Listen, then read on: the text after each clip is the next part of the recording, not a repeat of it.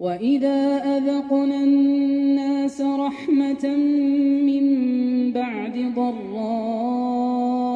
مستهم إذا لهم مكر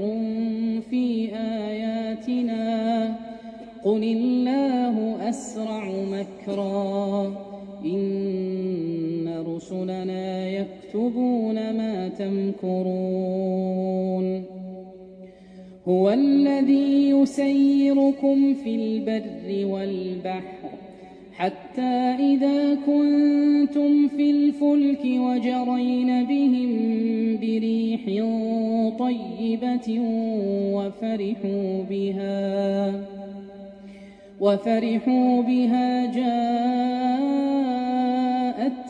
ريح عاصف وجاءهم الموج من كل مكان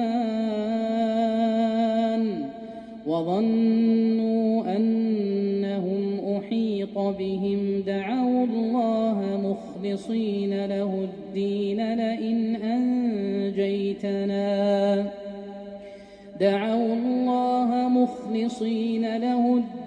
لئن أنجيتنا من هذه لنكونن من الشاكرين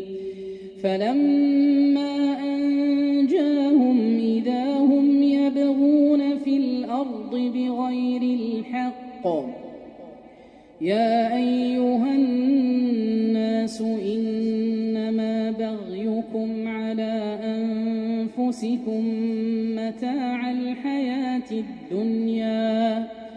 ثم إلينا مرجعكم فننبئكم بما كنتم تعملون